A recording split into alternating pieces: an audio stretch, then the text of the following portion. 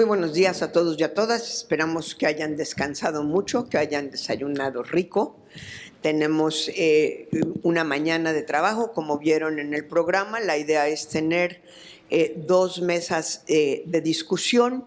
Vamos a tener en estas mesas de discusión una persona que nos va a presentar un tema a manera de provocación. La idea es que todos participemos, vamos levantando la mano, yo voy dando la palabra simplemente como moderadora.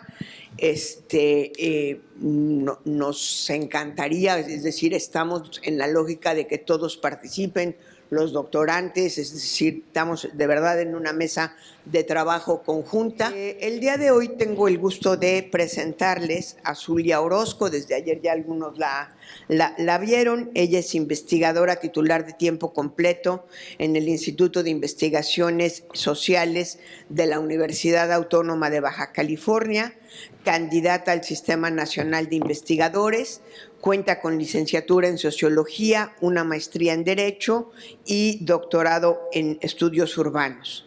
Entre 2019 y 2021 realizó una estancia postdoctoral en el Instituto de Investigaciones Jurídicas de la UNAM, es decir, con nosotros en casa, así como estancias de investigación en la Universidad de Oxford, UCSD, el John Jay College Fulbright, García Robles del Lincoln Institute of Land Policy de la Coordinación de Humanidades de la UNAM y el CONACYT.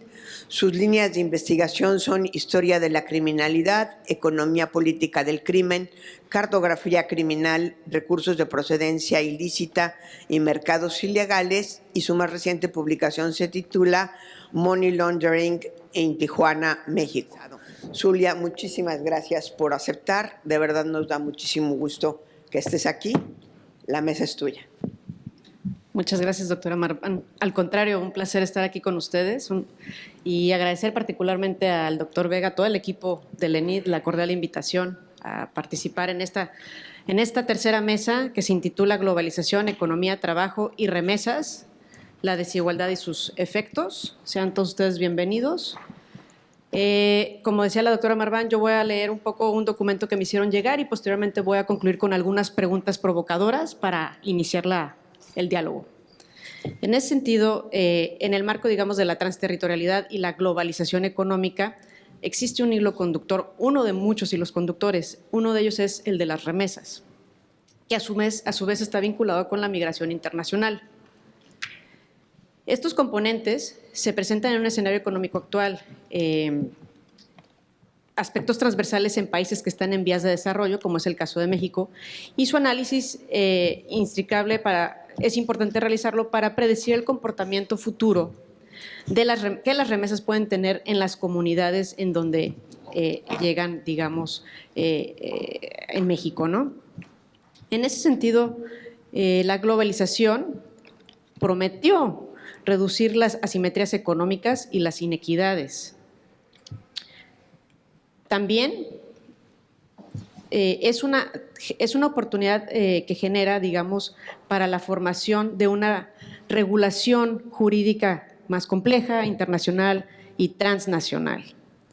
Sin embargo, la globalización como un fenómeno mundial ha traído como consecuencias la desigualdad, es decir, el empobrecimiento de capas de la sociedad en muchas regiones del mundo, y al mismo tiempo ha traído modernización, nuevas tecnologías y la internacionalización de la economía. Por su naturaleza económica, las remesas y el nexo que guarda con la globalización y a su vez con el empobrecimiento social, las remesas representan una especie de válvula de escape y que se convierten en el sustento de muchas de las familias mexicanas que reciben el recurso procedente de Estados Unidos principalmente, ¿no? En ese sentido, las remesas son una forma que aminoran la marginación, la desigualdad y el empobrecimiento en ciertos sectores de la población. México es el país que capta el mayor monto de remesas en América Latina. Los envíos de dinero de la población migrante mexicana en Estados Unidos rebasaron los 40.6 mil millones de dólares en el año 2020. Se trata de la mayor cifra de remesas recibida por México desde 1995. aún a pesar de la existencia de una pandemia por el virus del COVID-19. Las remesas, como les decía, provienen principalmente de Estados Unidos, el 95% de estas. Se envían a través de transferencias electrónicas, casi en su totalidad, y fueron recibidas por instituciones no bancarias, aquí en México, el 77%. La triada desigualdad, migración, remesas, puede ser explicada en virtud de los altos niveles de pobreza y violencia imperante en la región, factores de empuje que determinan, entre muchas, que las personas vean forzadas a migrar en búsqueda de trabajo y de mejores condiciones de vida, aún conociendo los peligros que existen en el trayecto. Particularmente en el caso de las comunidades migrantes originarias o étnicas, se identifica claramente la desigualdad estructural, una desigualdad histórica que les pone en una situación de vulnerabilidad. Posicionar a las remesas en el marco de la economía política global y en la migración internacional implica reconocer que la perturbación de condiciones económicas de desigualdad en países en vías de desarrollo, como en México, han exacerbado la pobreza en la región. Se han incrementado las remesas precisamente por la migración, y es un común denominador de la expansión de la economía global. La exportación de mano de obra barata a países altamente industrializados, como es el caso de Estados Unidos. En ese sentido, voy a lanzar 4 preguntas detonadoras para provocar ya de por sí la interesante discusión. La primera de ellas es: ¿cuál es la importancia de las remesas en la economía mexicana? La segunda de ellas es: ¿qué lectura se puede realizar del incremento histórico de las remesas en México entre el año 2020 y 2021, considerando que el 95% vienen de Estados Unidos y el 77% de estas se reciben en instituciones no financieras? La pregunta número 3, ¿cuál es el nexo que guardan la globalización económica, las remesas y la migración internacional? Finalmente, ¿se puede considerar a las remesas como una expresión de crecimiento de pobreza y desigualdad en las comunidades de origen? Con esto cierro mi participación. Si alguien quisiera lanzar preguntas a la mesa también o bordar sobre lo que ayer nos presentó el doctor Fernández de Castro, no es más que una mesa de discusión y de trabajo entre todos los que estamos aquí. Ahora fuimos más en este viaje que en otros, entonces tengo allá unos en Gallola. Sí necesito que levanten bien la mano cuando quieran hablar. Ya vi que el doctor Larrañaga quiere hablar, después Susana, alguien más. ¿Y tu nombre, perdón? Fernando Castro. Ok. Y, a ver, ¿les parece que tomo 3 y empiezo a anotar los siguientes? Gracias por tu presentación. Sé que eso ha sido simplemente un lanzamiento del tema, que es un tema enormemente complejo. Entonces, bueno, en unos pocos minutos difícilmente puede ser muy específica. Pero yo quisiera hacer, respondiendo o reaccionando a casi a las 4 preguntas en bloque, porque están muy vinculadas unas con otras, pero particularmente las preguntas 3 y 4 que formulaste.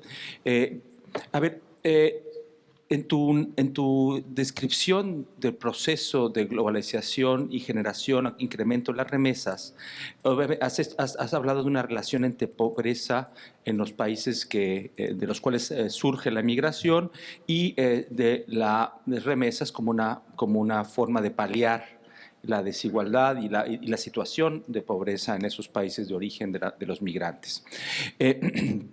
Pero yo quisiera un poco que sobre ese punto fuéramos un poco más a detalle en términos de lo que probablemente en los países que originamos, que somos generadores de migrantes, una reflexión que sea menos mirando al origen, digamos, económico de las remesas sino al origen estructural de la pobreza en estos países.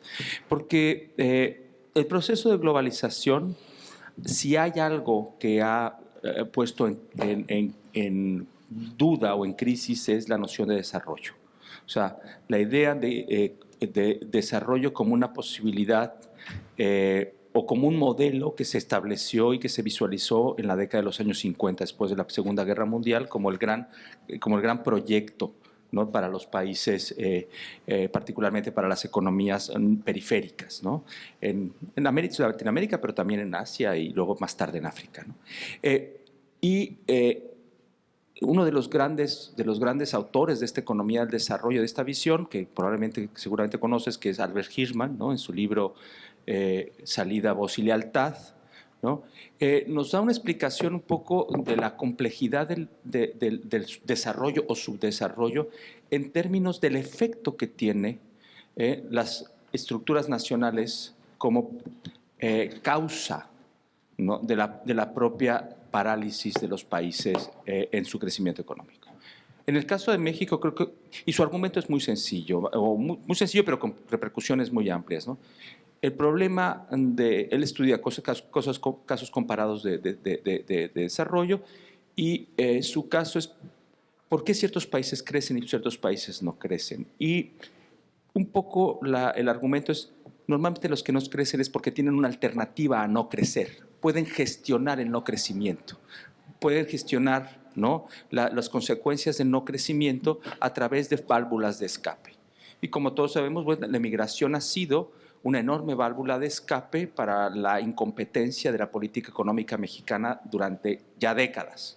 El gran fracaso de la transformación de la economía mexicana en la década de los 80 pudo paliarse, volverse soportable, porque hubo una salida, una posibilidad a través de la migración.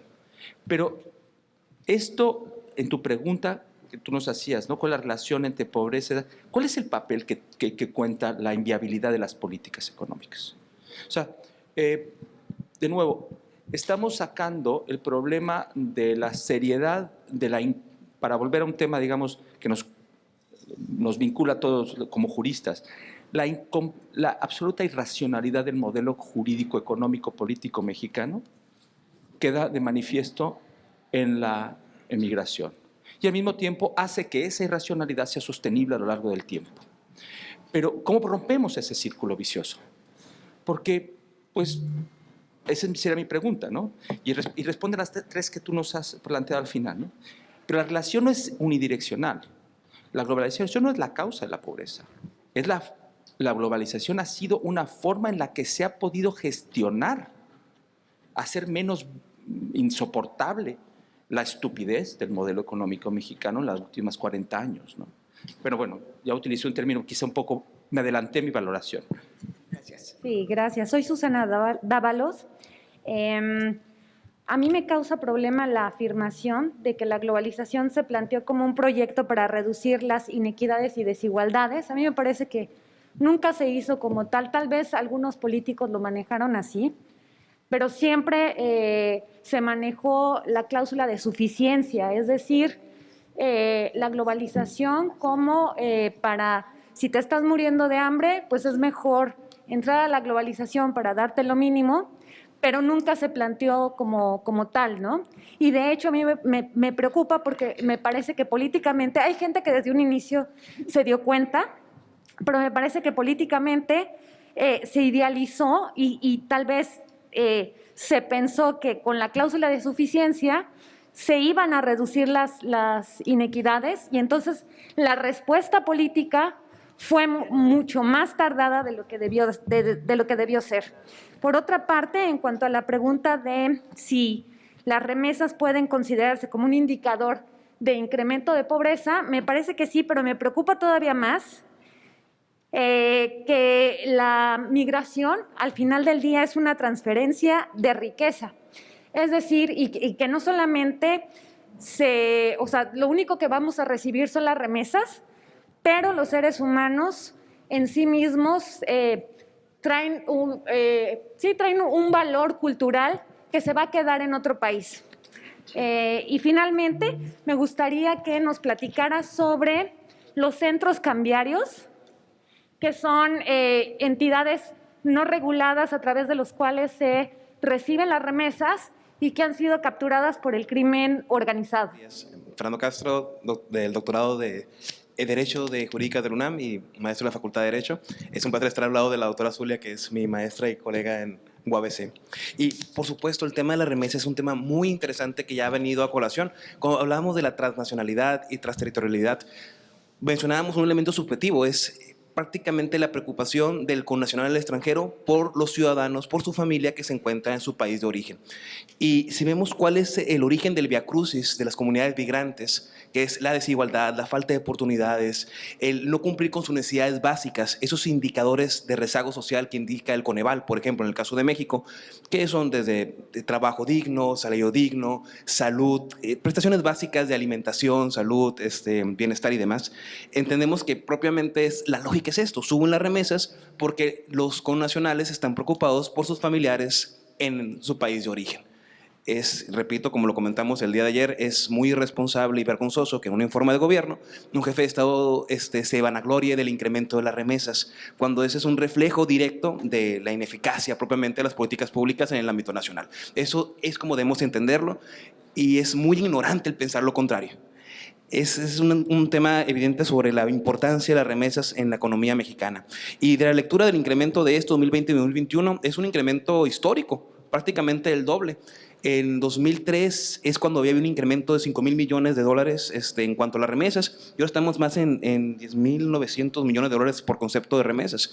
Es histórico, representa el 3.8% del Producto Interno Bruto del país y el 50% del ingreso familiar en ciertas comunidades. Usted está buscando el dato para tenerlo más actualizado. Usualmente son familias que se encuentran tanto en la zona del Bajío como en la zona sur de nuestro país. Es un fenómeno que es virtualmente medible en cuanto a los indicadores de rezago social que tenemos en el país de origen. ¿Cuál es el nexo que existe en la globalización? La globalización es muy interesante analizarlo, ya que tiene pros y contras. Y por supuesto creo que el pro es el tema del mercado, pero a su vez genera desigualdad, a su vez que creo que la intención no era realmente más que abrir el mercado económico internacional. ¿Se puede considerar las remesas a un intento de combate a la desigualdad? Creo que es la última pregunta. Yo lo veo realmente como la preocupación de nuestros connacionales en el extranjero por sus familias. Van a subir las remesas en la medida en que las situaciones de desigualdad, falta de oportunidades o la capacidad económica para cumplir sus necesidades básicas no sean satisfechas. Entonces, creo que eso debe ser un punto de partida claro. Y la pregunta sería realmente, las remesas como tal, ¿cuándo lo vamos a ver identificado como un factor de ineficacia de las políticas públicas actuales? Muchas gracias. Soy Guillermo Estrada, me ocupo principalmente de Derecho Internacional y las respuestas, los comentarios que hago, que van a ser 3 muy puntuales, van más desde la intuición, por supuesto, y desde la provocación que Zuli amablemente nos ha hecho y que agradezco. Primero, suponer que hay una globalización económica fuera de otras globalizaciones me parece de entrada pues no quiero decir una falla, pero por lo menos un sesgo muy marcado, ¿no?, en las respuestas. Es cierto que la globalización tiene una fuerte carga económica, sobre todo en los 80 y después, pero sobre todo la globalización de los migrantes, y quizá lo que decía Susana es esto también, ¿no?, la movilidad de las personas. Reducir a una globalización económica cuando hay un valor intrínseco, cuando hay educación, cultura, hay muchas otras cosas, creo que nos va a arrojar respuestas o tendencias no necesariamente correctas. Entiendo que el tema particularmente es el de las remesas, pero yo pensaría que hoy la globalización debe ser vista desde otra perspectiva y no particularmente, ¿no?, en globalizaciones económicas o de otro tipo. Insisto, sobre todo cuando hablamos de migración. Segundo, la globalización prometió reducir inequidades, ¿no? Una frase casi al inicio de la lectura que se hace. Tampoco estoy seguro de eso, ¿no? La globalización responde a otras causas. puede ser que políticamente se haya enarbolado un tipo de discurso vinculado al desarrollo, como decía Pablo, pero no es una promesa fallida, porque no estaba apostado o no se apostaba al tema de la reducción de la inequidad. Sobre todo, sí, como decía en el primer punto, la globalización tiene una visión muchísimo más general y no solamente económica. Tercero y último, las remesas y la desigualdad estructural, ¿no? Esta relación entre migración, remesas, desigualdad estructural. Aquí hablo otra vez desde la intuición, pero me parece que no hay la remesa no va a lograr que se abatan las desigualdades estructurales. Ese es un problema y esas son lecturas de los países, podemos decirle pobres, no desarrollados, de las personas que migran, etcétera, pero y desde luego no tengo los indicadores, como seguramente ustedes sí, pero si han aumentado, ayer Rafael ensayaba una respuesta a esta pregunta, ¿no? Si han aumentado en los años de pandemia, seguramente fue por una cuestión de ahorro, decía Rafael, que tuvo que mandar, ¿no? a las familias aquí en México, que por otro lado nunca nos planteamos en temas de pandemia una renta básica, ¿no? Es decir, la vida siguió, la gente que tenía que baldía. Por lo tanto, las remesas sirven para suplir eso, para suplir la vida cotidiana, para pagar lo que hay que pagar en la vida diaria. Y eso no va a batir nunca la desigualdad estructural, pero tampoco es el objetivo de las remesas, ¿no? Quizá en otros momentos era muchísimo más común que la remesa le permitía a las familias que vivían en extrema pobreza ir levantando su casa, y me parece que eso, por muchas razones, no es no es lo que sucede día a día. Por eso me parece que también ahí hay una falla, ¿no? En cómo planteamos o cómo miramos las remesas y la desigualdad estructural. Desde mi punto de vista, no hay manera de que salve la desigualdad estructural. Gracias. Buenos días a todas y a todos. Muchas gracias, María. Muchas gracias, Zulia, por estar aquí con nosotros. Las preguntas son interesantes, son complejas. Comienzo por la primera. ¿Cuál es la importancia de las remesas en la economía mexicana? Importantísima. La respuesta es importantísima. Históricamente, las remesas pasan del primer lugar al segundo o al tercero, dependiendo de que haya más petróleo o caiga el turismo. Está entre los tres principales rubros. A diferencia del turismo y a diferencia del sector petrolero, que tienen un régimen jurídico, las remesas no lo tienen. Entonces sería interesantísimo pensar en mecanismos de regulación jurídica de las remesas. Un tema importante es, por ejemplo, la regulación financiera de las remesas. Históricamente, es un tema que se ha dejado a la discreción de los bancos. Ponen tasas elevadísimas, 8, 10%. Imagínate que alguien envía 1,000 pesos y se queda con 100 el banco. Entonces, creo que derivado de esto, si comparamos con los otros dos sectores, el turismo y el petróleo, podríamos pensar en mecanismos de regulación de las remesas, mecanismos de regulación financiera de las remesas, que los bancos no cobren tanto, ¿no? Es un terreno que se dejó prácticamente libre a los bancos. Desde luego, es legítimo, cualquier institución financiera debe cobrar un porcentaje, pero 8, 10, 12% es mucho. La segunda, ¿cuál es la lectura histórica del incremento histórico de las remesas en México? 2021. Pues es como si tuviéramos un sistema, una estructura subsidiaria en Estados Unidos, subsidiaria del sector salud y del sector laboral en México. Cayó el empleo en México, pero también cayó en Estados Unidos, y sin embargo, la cantidad de remesas se incrementó exponencialmente. Desde luego, esto significó un empobrecimiento de los mexicanos allá y aquí, bueno, la pandemia. Allá perdieron trabajos, aquí perdieron trabajos. Sin embargo, los ahorros se enviaron a México, y es como si el país hubiese construido una estructura subsidiaria de nuestro mercado laboral, ante la caída del empleo aquí, y también de nuestro sector de salud. Creo que aquí se abre un terreno interesante para el estudio de los mercados laborales, complementarios, subsidiarios, y creo que tiene aristas jurídicas interesantes esto también. ¿Qué nexo guarda la globalización, las remesas y la migración? Aquí me gustaría observar que la globalización no trajo la migración. Desde luego, no creo que esté implícito en lo que dices. La migración es un fenómeno anterior, como lo era la pobreza. Ciertamente, esta globalización económica tuvo limitaciones importantes para el control de la pobreza, pero es un problema antiquísimo.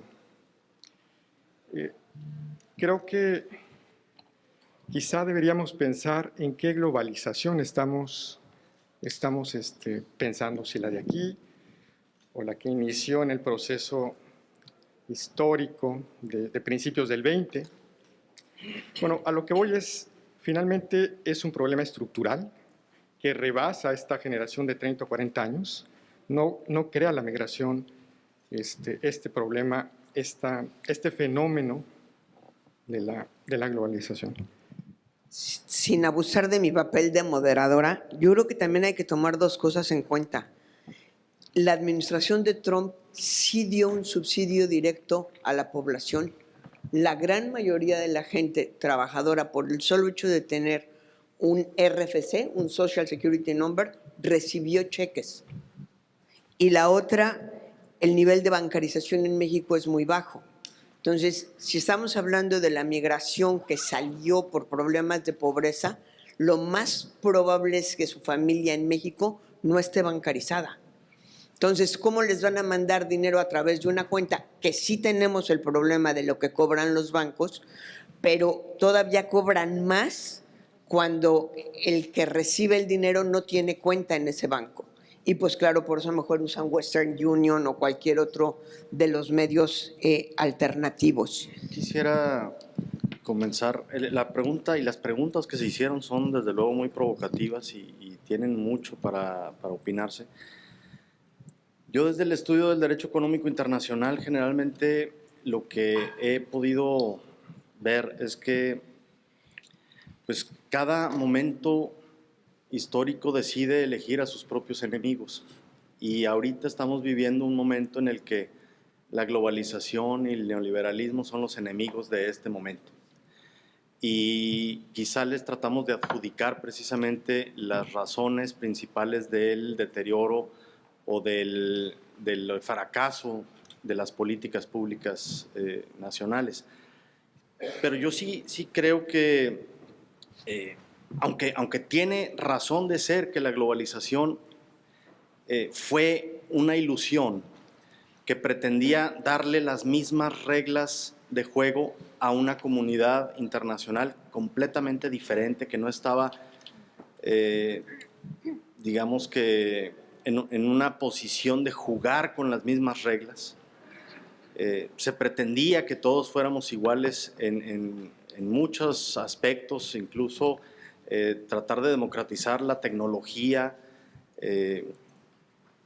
y otros factores, pues forma parte de una ilusión de creer que todos somos iguales. En realidad, lo que hace la globalización es sí poner en evidencia las grandes diferencias que tenemos como sociedad mundial, los grandes vacíos que existen en muchos países, y cuando fracasan algunas políticas públicas, inmediatamente el factor recurrente, el camino, la solución fácil es decir, es que la globalización es la que está afectando al mundo.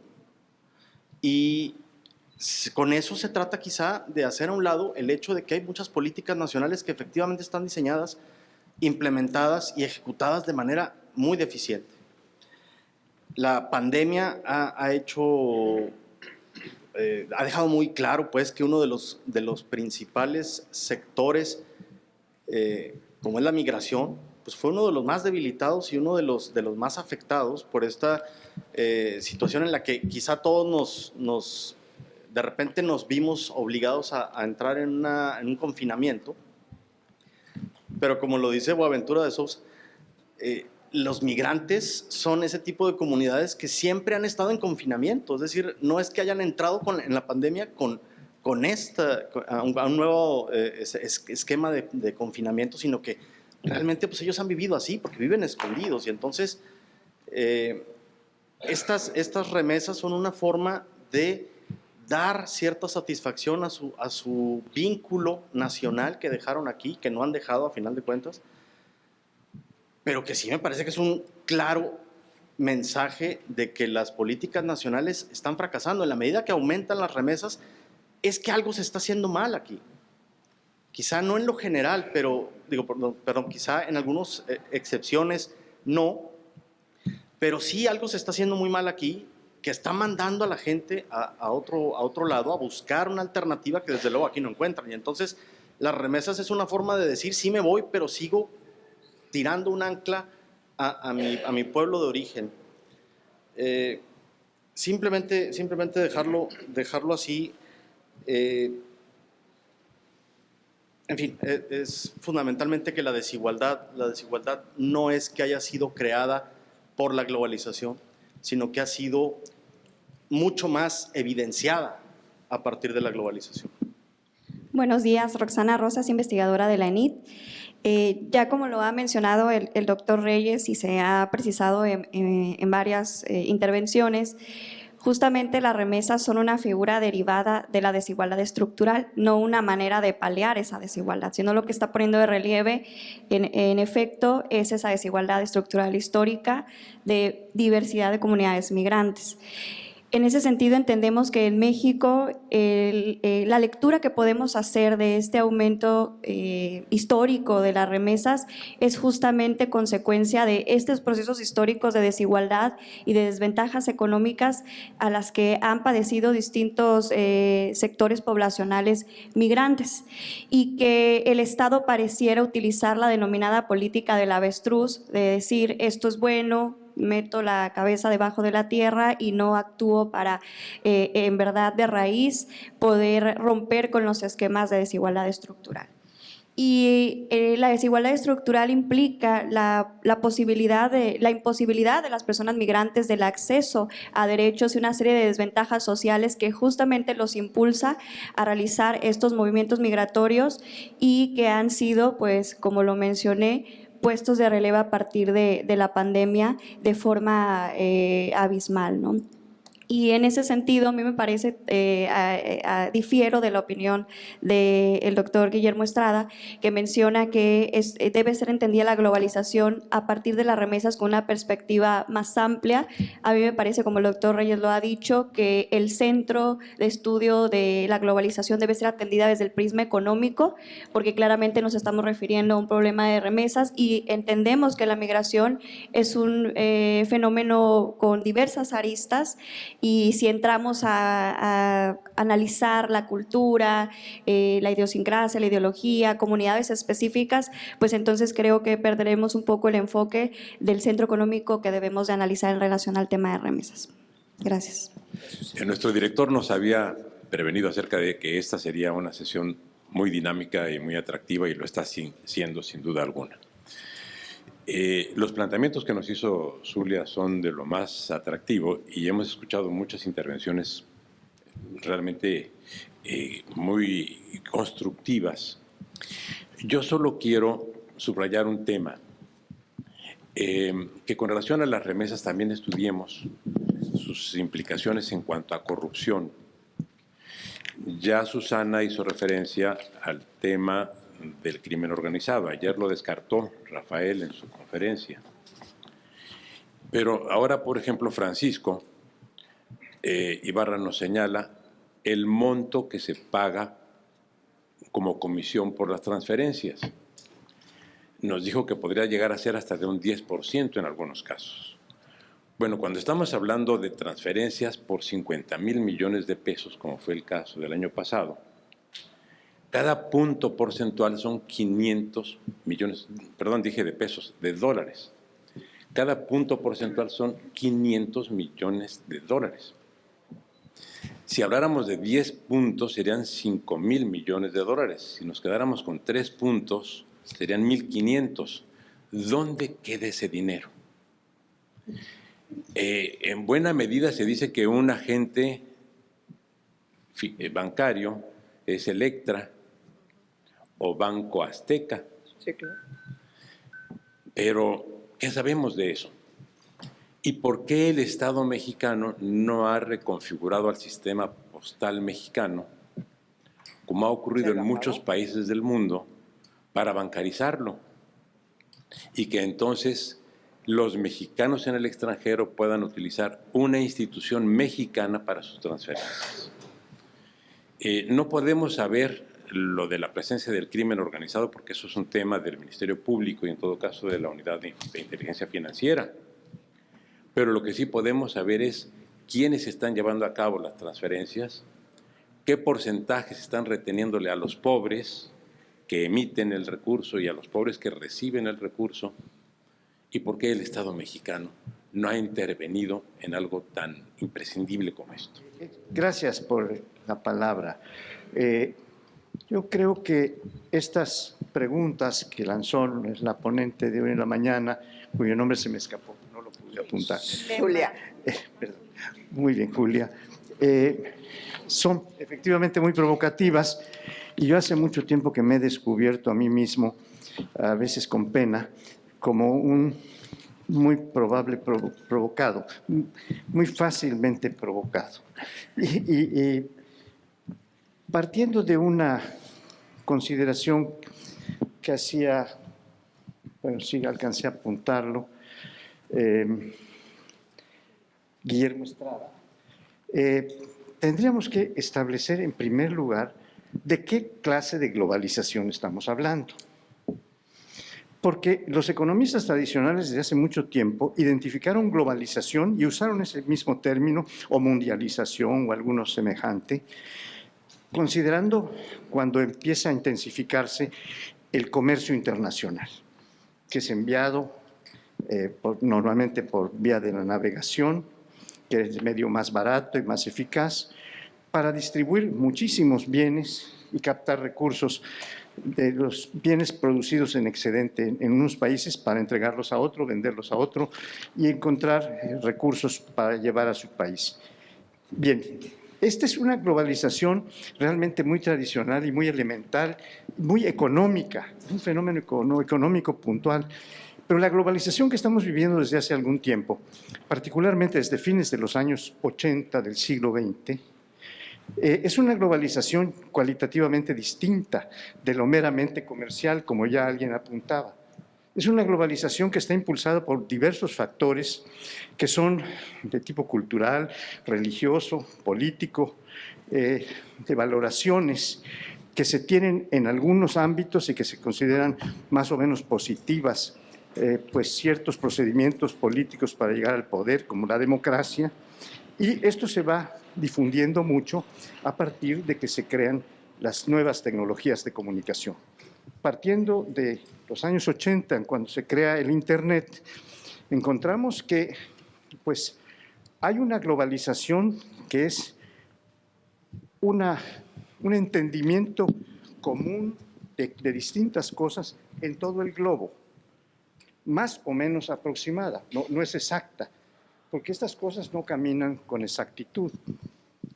Hay varios factores en el tiempo que estamos viviendo que han impulsado la globalización de una manera, no sé por qué se me mete el Internet, que no sé ni la clave, pero se mete a mi computadora la entrada de Internet. Perdón. No solo es en el ámbito económico, que también lo es muy poderosa, la fuerza de la inversión, la fuerza de las inversiones nacionales y extranjeras, que se están impulsando de una manera muy eficaz y muy rápida. Con un clic de computadora se pueden cambiar miles de millones de dólares en segundos, de un banco a otro, de un país a otro. Esta es una globalización que está mucho más allá. Sí es un factor económico, pero está mucho más allá de lo que ocurría con el aumento de las relaciones de intercambio que desata el comercialismo más avanzado.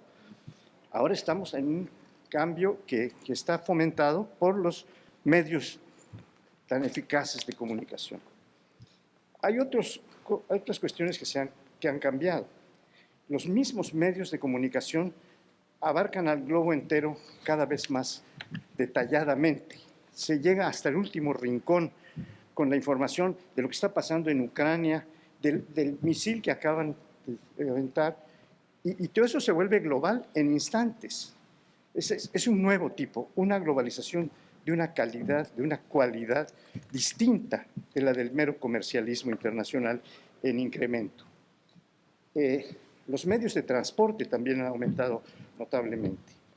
Los medios de comunicación que cada vez penetran más al globo entero. Y un tema que es muy caro a esta reunión, que es el de las migraciones. Las migraciones están fomentando una enorme, un factor muy poderoso de globalización, porque traen con los migrantes su cultura, su religión, sus valoraciones, etc. Esto no tiene nada que ver con el comercialismo. Esto es algo completamente nuevo. Llegar a tantos millones de personas en un solo instante y a veces a través de una canción, de una pintura, de una escultura, de algún símbolo que nos deja ver cosas que no habíamos visto antes, pero que se hace en segundos. Esto es la globalización que estamos viviendo, que ciertamente tiene elementos económicos, pero que tiene elementos culturales, jurídicos, políticos, religiosos y de otro tipo. Y las migraciones también nos traen este tema de las remesas. A veces no hay remesas. Hay algunos países africanos o asiáticos que están enviando a su gente a Europa, a los países más poderosos de Europa, que no van para enviar en remesas, sino para empezar a satisfacer de alguna manera las enormes insatisfacciones que tienen de trabajo, de vida, de educación, de salud, y con eso se conforman. Los nuestros, que ya vienen de una migración muy antigua, nuestro país es el país que más remesas produce y que tiene la más intensa migración del orbe. Ni China tiene tantas como México, que llegó a mandar a los Estados Unidos durante un buen número de años, más de una década, 500,000 de trabajadores, a veces temporales y a veces que se quedaban. Es decir, eso está medido más o menos en los distintos estudios que hay sobre migración. Pero las remesas no pueden ser consideradas ni como solamente, quiero decir, ni como un factor que nos está mostrando la pobreza. No, la está evidenciando claramente. Mandan los trabajadores que se van, que en principio fueron fundamentalmente varones, casi exclusivamente varones en las primeras oleadas migrantes, y luego empezaron a ser mujeres, y luego empezaron a ser familias. Iban con los hijos, los niños. Esta es una migración ya cualitativamente distinta, y primero, antes de mandar las remesas, tienen que asentarse, encontrar trabajo, que normalmente lo encuentran como trabajo esclavo o semiesclavo. Y están sujetos, como son indocumentados, como se dice así muy eufemísticamente, son ilegales, como dicen los estadounidenses, pues están tratando de resolver primero sus necesidades, sobre todo cuando se van en familia. Pero después empiezan a pensar, porque han dejado muchos de ellos a sus hijos, a sus esposas, y poco a poco las mujeres empiezan a irse a los Estados Unidos, por ejemplo, dejando a los niños chicos, cuando son mujeres que se separan, madres solteras, etc. Y aquí entra el fenómeno femenino otra vez, de la desigualdad, de las vicisitudes que está pasando específicamente el género femenino y especialmente las madres, y todavía más puntualmente las madres solteras. Yo he tenido casos en que Vemos a una muchacha que deja 4 hijos con los abuelos, se va a Estados Unidos y es así, están interesadísimas en enviar remesas, lo más que pueden porque están mandándoselas a sus hijos. Entonces, es un fenómeno totalmente nuevo este. Y el de las mujeres viene a acentuar la novedad de la globalización que estamos viviendo. Hay otros factores que se consideran menos, pero como el turismo, pero es un turismo que ha aumentado constantemente, que ha facilitado. Los medios de transporte se han multiplicado, la aviación es cada día más utilizada y entonces el turismo está siendo un factor también de intercambio de valores, de información sobre otras culturas, sobre otras maneras de ver la vida. Esta es la globalización que estamos viviendo. No es cualquier tipo de globalización. No debe ser confundida como meramente económica. La globalización, definida así, es una definición economicista. Hay una definición mucho más amplia, cultural, que puede tocar lo jurídico, lo político y aún lo económico, sin ser plenamente económico, sino que pues, quien está dotando de recursos a una fundación que tiene origen religioso, bueno, lo está haciendo en función de su creencia religiosa, pero está entregando bienes económicos. El crimen organizado, para ya no cansarlos, el crimen organizado se mueve globalmente, se mueve internacionalmente, impulsa una globalización distinta, que es muy negativa, y porque partiendo tal vez del tráfico de drogas, se va metiendo cada vez en delitos distintos y va distribuyendo su capital y alojándolo en distintas actividades, como dicen los buenos empresarios. Entonces se dedican a traficar con coches robados, con mujeres que están en la prostitución, con tráfico de personas, ¿verdad? Tráfico de niños, tráfico de órganos, tráfico de muchas cosas que no son estrictamente con un propósito económico. El narcotráfico y los crímenes a los que se va vinculando cada vez más y más eficazmente, robo de coches, etc., el crimen organizado, es una seña de una nueva forma de impulso a la globalización que estamos viviendo. La comunicación, finalmente, cultural, de valores, hay que actuar democráticamente. Esto es una valoración que no se tuvo en muchísimos países, incluido el nuestro, hasta hace pocas décadas. Pero ahora, el que no opera democráticamente, y así es entendido por la comunidad en la que vive, pues está siendo vilipendiado, señalado. Esto es autoritario, si no es que llega hasta ser despótico. Y se usa la democracia incluso para, como lo hizo Hitler, para llegar a cancelar la democracia.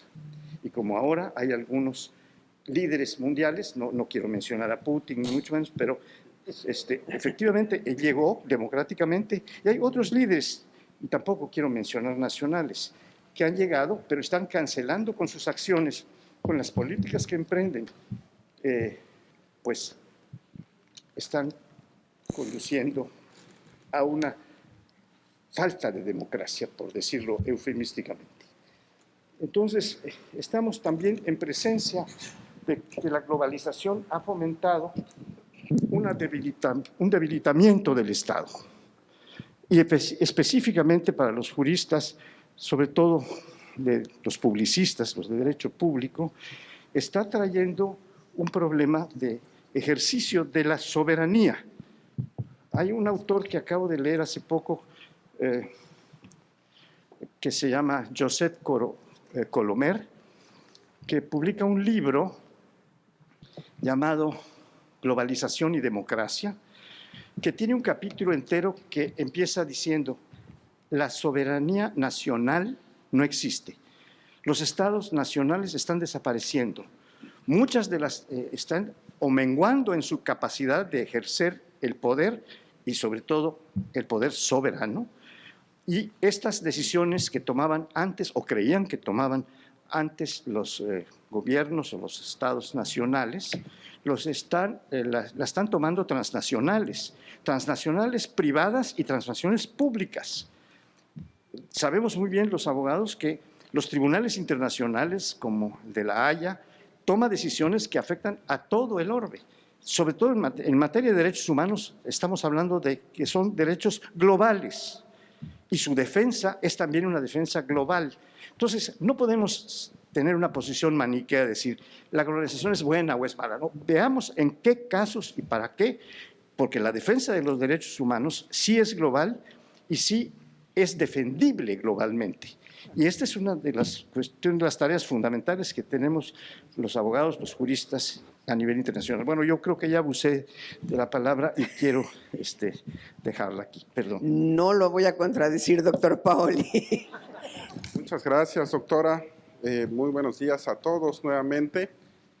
En primer lugar, quisiera señalar que celebro la realización de este tipo de encuentros en los que necesariamente todos tenemos visiones distintas de un mismo fenómeno. Y desde ese punto de vista me quiero permitir hacer alguna reflexión primero y después señalar cuáles son mis respuestas a estas preguntas. Obviamente este tema es multidisciplinario y de origen multifactorial. Me referiré a alguna cuestión específica de la disciplina que he venido investigando desde hace mucho tiempo, que es la problemática urbana, lo que está relacionado con el derecho urbanístico. En este caso, en algún momento nos planteamos la pregunta de si el origen de la problemática urbana era la migración, o si más bien la consecuencia de la problemática urbana era la migración. Es decir, si es la causa, si es el motivo o es la consecuencia. Y obviamente la conclusión es que son fenómenos muy semejantes. Todo esto viene aparejado al fenómeno del crecimiento de la población y a un tema aparejado que es la crisis económica. Esto es importante señalarlo porque al tener este origen pues idéntico, muy semejante, pues tendríamos que preguntarnos si el modelo, como señalaba el doctor Paoli hace un momento, el modelo de Estado-Nación que conocemos sigue funcionando como está. Yo creo que habrá cosas que cambiar, que mejorar, porque una de esas fallas son que, desde mi punto de vista, el centro se encuentra mayormente en las cuestiones económicas y no en las cuestiones personales.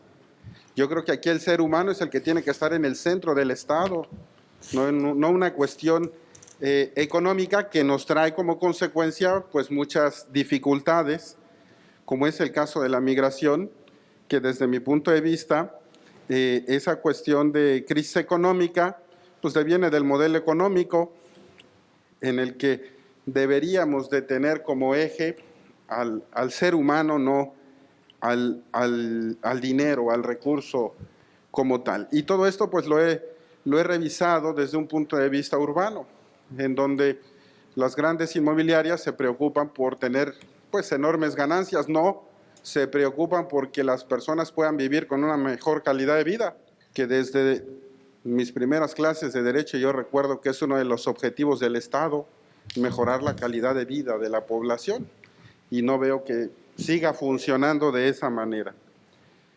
Obviamente el tema de las remesas es algo que refleja toda esta problemática. La primera pregunta es la importancia de las remesas. Bueno, para el modelo económico que tenemos no solo es importante, es fundamental, lo señalaba Fernando, pues es una parte importante del Producto Interno Bruto, lo señalaba Paco Ibarra, siempre están jugándose esos primeros 3 lugares, las remesas, el ingreso petrolero o el ingreso por el turismo. Entonces, fundamental. La segunda pregunta, el incremento de las remesas, pues es justamente el resultado de este modelo, permítanme decirlo, fallido que estamos viendo de las políticas de gobierno, para no utilizar un pleonasmo, estas políticas de gobierno que no están funcionando de manera adecuada, y la consecuencia la estamos viendo en el incremento de las remesas.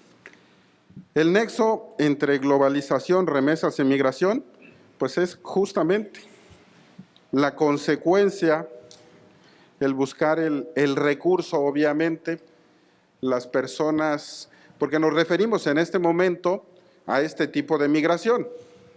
Hay distintos tipos de migración y creo que muchos de quienes estamos aquí hemos migrado en algún momento, pero con un objetivo específico en el desarrollo académico en el extranjero.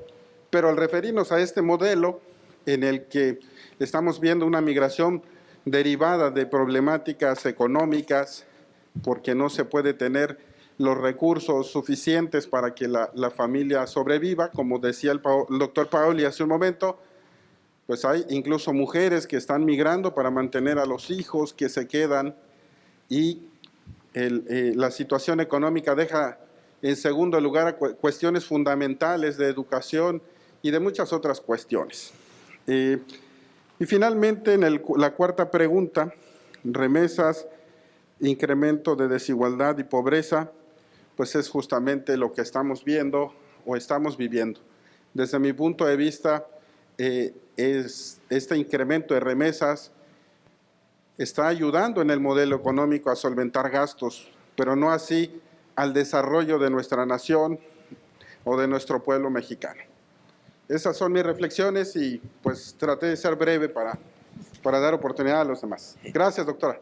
Muchísimas gracias, doctor. Yo quisiera proponerles pensar acerca de la globalización, no como esta idea de todos los países del mundo al mismo tiempo y con una misma fuerza.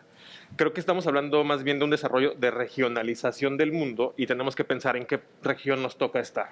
Nos toca estar ahora en Norteamérica y así sí podemos empezar a hacer comparaciones, ¿no? Y pensar que estas reglas que tienen las regiones sí afectan y sí tienen mucho impacto en cómo se fomenta o se generan los flujos migratorios, ¿no? Creo que en Norteamérica no tenemos un flujo de personas libre hacia el norte, pero sí tenemos flujos comerciales y sí tenemos flujos de capitales.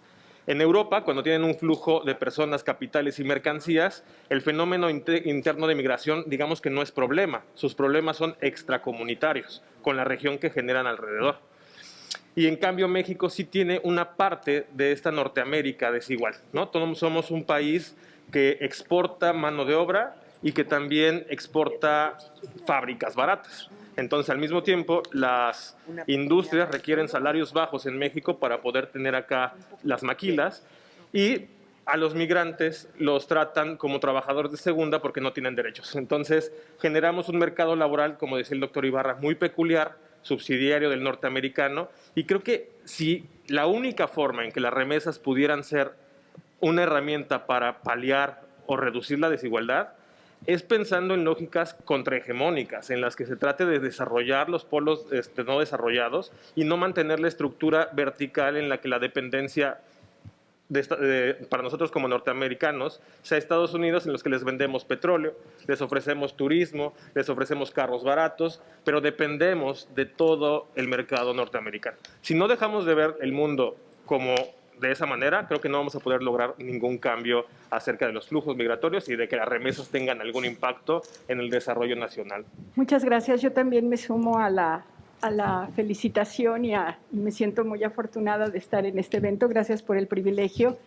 Y yo en estos momentos, escuchándolos, me remonté hace muchos años y por eso quiero hacer ese homenaje en estos momentos a quienes dentro del seno del Instituto de Investigaciones Jurídicas dieron luces a muchos de nosotros que fuimos sus alumnos directos. Y estoy hablando de la gran rama del derecho económico formada, creada y establecida en el Instituto de Investigaciones Jurídicas de la UNAM. Porque para nuestros jóvenes investigadores, y sobre todo ahora para estos jóvenes investigadores de frontera, les tengo que platicar el hecho de que precisamente la gran escuela del derecho económico, otra vez me precio de ser alumna, mis grandes maestros, también después investigadores de este instituto, el doctor Marcos Kaplan, afortunadamente todavía tenemos a Jorge Vídker, el doctor Cruz Miramontes, padre de uno de nuestros investigadores muy importantes, Gerardo Gil Valdivia, Rafael Pérez Miranda, mi queridísimo, amado y extrañado doctor Cuadra. Ellos crearon una corriente que es el derecho económico. Y permítanme decirle a los economistas o a los recientes investigadores que ven el derecho desde una disciplina distinta al derecho mismo, que no ha sido fácil, porque son más de 40 años de tener que establecer lo que se puede denominar un derecho económico, en donde la naturaleza del fenómeno económico tiene que tener una naturaleza jurídica también. Y entonces aquí es en donde creo que tenemos que regresar a los clásicos, y se los quiero presentar, en el sentido de que todas estas discusiones se tuvieron hace 30 años en el seno de la Escuela de Derecho Económico creada en el Instituto de Investigaciones Jurídicas, en los grandes libros de nuestros maestros, en donde, por ejemplo, el doctor Marcos Kaplan previó, porque fue premonitorio de todo lo que está pasando con el narcotráfico. Él decía que lo que iba a ocurrir era un estado dentro de otro estado. ¿Por qué? Porque el narcotráfico se iba a apoderar de los elementos del estado para esta situación. Entonces yo nada más les recuerdo que no olviden a los clásicos ni el origen genético que tienen ustedes, que es a partir del derecho económico, y que hay grandes libros y grandes aportaciones de estos maestros, porque ellos también, en aquella época se hablaba de la transnacionalización, se hablaban de las empresas transnacionales, se hablaba de unas, y todos los grandes libros que tenemos en el instituto les van a dar luces para poder entender este fenómeno, porque fueron de grandes pensadores. Entonces, digamos que para mí son sospechosos si no citan a los clásicos de su propia institución, que es el Instituto de Investigaciones Jurídicas, y que desafortunadamente no lo he escuchado. Mi pregunta o mi provocación en este tema, como se maneja, es ¿de qué estamos hablando? Si estamos hablando de una inviabilidad de política económica frente a un fenómeno que es eminentemente de decisión económica personal, como es aquella persona que decide irse al otro lado y del otro lado ya trabaja y manda el dinero, que es totalmente personal y por circunstancias totalmente, digamos, individualizadas y muy dignas y muy respetables, no sé si me explico. ¿En qué momento se atreve el Estado a decir que es una política económica? Perdón, o sea, no hay, o sea, ¿de dónde esa decisión personal se convierte en pública? Y si es así, entonces, ¿en dónde está el Estado de Derecho de la política pública? Pero el Estado de Derecho, no estoy hablando de la política pública, porque esa puede ser totalmente irreal, y que conste que lo digo con mis maestros de ciencia política, ¿no? Aquí el asunto fundamental es, estamos hablando de la inviabilidad de las políticas públicas o la inviabilidad del Estado de Derecho para sostener, como ayer nos decía el doctor Fernández de Castro, la no existencia de política. Porque lo que parece que ahorita estamos haciendo es que no podemos responsabilizar a nadie desde el punto de vista jurídico. A nadie, ¿por qué? Porque no hay. No hay política, no hay culpable, no hay responsable, no hay función. Entonces no puedo, y entonces el que está mal es el derecho. No, perdón. Necesito un elemento jurídico para poder, digamos, fincar la causa, como dicen, ¿no? Entonces, creo que esa es una de mis preguntas. La otra es, ¿hasta dónde estamos con esta jugando, digamos, con los términos de lo global, lo nacional, lo regional, como dice ahorita Ulises? Porque de lo que estamos hablando es de que cuando en el momento hablamos del país de origen, fíjense qué cosa tan terrible, el país de origen del migrante no es el mismo del país de origen de la remesa. ¿Sí queda claro? Sí. Entonces, aquí el asunto es de qué estamos hablando. Existe digamos, este vínculo espacial respecto de la nacionalidad del sujeto y el lugar en donde está, el lugar donde trabaja y cómo se transfiere la remesa. Creo que ahí desde el punto de vista jurídico y los temas de nacionalidad, los temas de origen de inversión extranjera, de generación de recursos, de generación de la política estatal, creo que es un poco a lo que decía el doctor Paoli Bolio de romper el concepto de soberanía, pero no de soberanía económica, sino también de esta manera de supremacía de prácticas económicas y financieras, que finalmente ahí es en donde parece que tenemos que llegar. Y por último, la gran pregunta que me gustaría hacerles y que a lo mejor hasta tendríamos que hacer un coloquio en el instituto, que es, ¿cuál es la naturaleza jurídica de las remesas? O sea, existe una naturaleza, o sea, la remesa, ¿qué es? Porque ahorita fue parte del Producto Interno Bruto, parte de, o sea, a ver, de que no existe una política, que lo que pasa es que pues, se hizo grande el señor Salinas con toda la comisión que hace de las... Eso desde el punto de vista jurídico le da una característica jurídica, porque estamos en el Instituto de Investigaciones Jurídicas. Mi pregunta es, exacto, la parte fiscal de la remesa, ¿cuál es la naturaleza jurídica de estas remesas? Y en dónde, si las quieren poner, porque mi gran maestro Cuadra diría, y por eso pues no coincido mucho con el doctor Ibarra, ¿no? Mi gran maestro Cuadra lo que me enseñó desde el derecho económico fue cuidado con querer regular espacios no regulables. Ese es el gran secreto del jurista, y por eso él era extraordinario jurista. ¿Por qué? Porque él lo que decía, cuidado, desde la economía se pueden decir muchas cosas, pero el secreto está en cuál es el espacio no regulable de la remesa, por ejemplo, ¿no? Que precisamente sería, si le estoy dando el standing fiscal, o sea, el origen del dinero, el origen del salario, si se pagó o no se pagó impuestos a la hora de generar esto, que además, curiosamente, es dinero que gana un ilegal y que como ilegal lo manda a México y luego el Estado mexicano se arroga parte de su PIB para decir que, o sea, de veras que eso es, bueno, para mí, indigno, para no decir otra mala palabra. Gracias, doctora. Muchas gracias, María.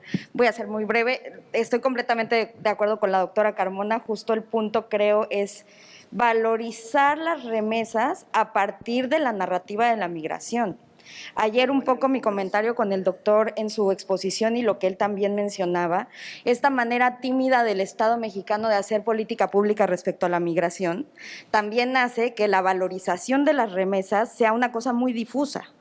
Entonces, en este sentido, las decisiones del gobernante que no se transforman en política pública y que no tienen un contexto jurídico claro, se vuelven la guía para después formalizar algo que sí nos conviene, que son las remesas, ¿no? Y entonces, como dice la doctora, si lo consideramos un porcentaje del PIB y lo relevante que es para el PIB, entonces tenemos que atender necesariamente la narrativa migratoria y entonces saber cuál es el objetivo del Estado mexicano, y creo que desde esta mesa y desde el instituto se podría hacer perfectamente un análisis de recomendación que se empuje para que la política migratoria ya tenga un objetivo, ¿no?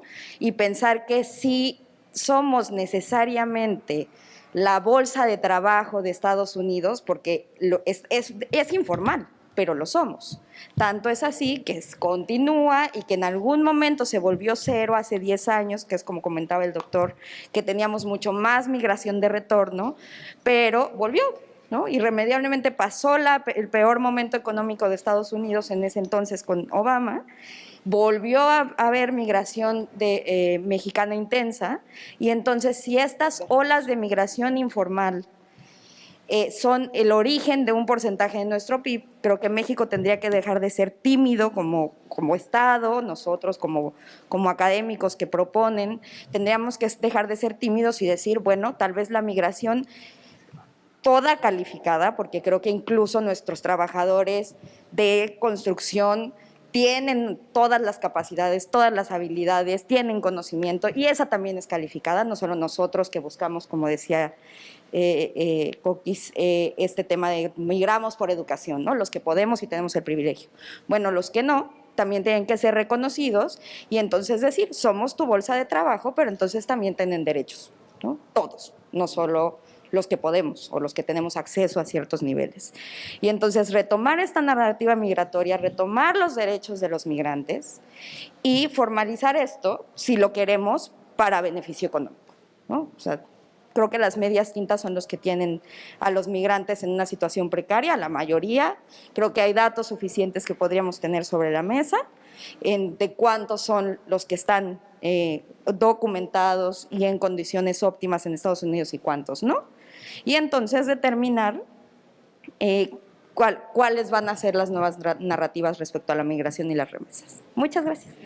El tema de la regulación de la regulación de las remesas no quiere decir que se impida la voluntad o se atente contra la voluntad de las personas para hacer estas transferencias. Es una comparación, las tasas de interés de las tarjetas de crédito. En países europeos o en México, en países europeos, Estados Unidos es del 12,8%. En México llegaron a ser del 80%. Y cuando se regularon, están en 40, 37 puntos. A eso voy. O sea, vamos a seguir utilizando tarjetas de crédito. Todos, en un sistema de economía capitalista. En las remesas, los bancos no pueden cobrar 10 puntos. Que cobren 2. A reserva de que hagan sus mediciones financieras. Y aquí es donde el Estado entra como órgano regulador, no para interferir en la voluntad y la libertad de las personas. La transferencia es un acto voluntario y relativo, porque los migrantes van a Estados Unidos también por razones sociales, no personales o individuales, no solamente. Es como Durkheim en su estudio del suicidio, un estudio sociológico, demuestra que el suicidio no es un acto individual, es un acto producto del fenómeno social. Y eso es lo que quiero decir. La regulación, sin impedir la libertad de las personas, no debe regular lo que es una extracción de recursos. ¿Sí? No pueden ser 10 puntos. El banco tiene derecho a cobrar 1 o 2 puntos y es muchísimo dinero. Estoy haciendo solamente una estimación muy rápida. Esto nos lleva a un tema interesantísimo, que es el de la soberanía financiera en el tema de las remesas. Y no vamos a entender tampoco a la soberanía como dijo Bodino, ¿no? Es una soberanía rígida del siglo XVI, la autodeterminación absoluta en el orden internacional e interno, no se trata de eso. Pero sí hay un elemento que el Estado debe regular por necesidad de sobrevivencia y necesidad del respeto de de los derechos económicos de las otras personas. Si un derecho económico de las otras personas es indirectamente a no empobrecerse. No, este es el punto, ¿no? Es como hay formas de regular sin atentar con la libertad del acto privado financiero, ¿no? Creo que es un tema interesantísimo desde el punto de vista jurídico. Me parece valiosísimo lo que dices de la naturaleza jurídica de las remesas. A reserva de hacer la investigación, me parece que se está considerando básicamente como una transferencia normal. Y lo que tú visualizas es correcto si lo detecto. Tratándose de un fenómeno migratorio con tantos millones de mexicanos en Estados Unidos, podríamos reconsiderar la naturaleza de ese tipo de transferencias, pero no para extraer más recursos, sino para respetar los recursos de los que los transmiten. Y el tema de la soberanía financiera me parece bien importante, una redefinición de la soberanía en esta relación que tenemos comercial y financiera con Estados Unidos, manteniendo la presencia financiera de México en el mundo. No se trata de cerrar el sector de las finanzas, porque un riesgo que se corre cuando se habla de esto es decir, es que quiere cerrar el sector de las finanzas. No, las finanzas deben ser abiertas. Es un fenómeno internacional, transnacional. Las remesas son un caso particularísimo, pero hay elementos que sí permiten la distribución del ingreso, una mejor distribución del ingreso. A eso me refiero con regular. Bueno, pues muchas gracias. Muy enriquecedores cada uno de sus comentarios. Coincido con todos. En su momento los haré llegar a la doctora Rosas. Yo quisiera cerrar, esta mesa con el tema de las que propuso Susana, el doctor Valadez, ¿no? Francisco también, con el tema de los centros cambiarios. Lo que queda claro es que falta mucho por analizar en el tema de las remesas, ¿no? Yo, de hecho, no he visto un estudio serio que indique si la cantidad exorbitante de recursos procede efectivamente de los salarios de los migrantes que viven en Estados Unidos y que van a llegar a las comunidades de origen, o si pudiese ser, por ejemplo, el crimen organizado que a través del pitufeo transfiere recursos a México, donde no se cobra esa cuota que señalas, ¿no? Entonces, en ese sentido, eso analizarlo, sí, a nivel nacional, pero aquí, en la frontera, se vive de otra forma, ¿no? Y el recurso llega cotidianamente. Y ese recurso es utilizado, por ejemplo, para adquirir bienes, ¿no? Productos para, bueno, no voy a especificar, digamos, en medios, ¿verdad? Pero digamos que se reproduce el vicio y el tema de la ilicitud, ¿no? Aquí en la frontera en particular, obviamente también en otras zonas, pero aquí es cotidiano. En ese sentido, sí invitar a que se hagan estudios serios, no nada más por parte del Banco de México, ¿no? Sino también investigadores norteamericanos que pudiesen hacer trabajo de campo y entrevistar directamente, así como hacemos análisis culturales y políticos, pues bueno, vamos a hablar de dinero, ¿no? Y cómo está afectando en el territorio mexicano, ¿no? Ahora sí que piensa local, actúa global, ¿no? Y viceversa, ¿no? Con esto cerraría mi participación. Muchísimas gracias. Tenemos 15 minutitos para estirar las piernas, tomar un café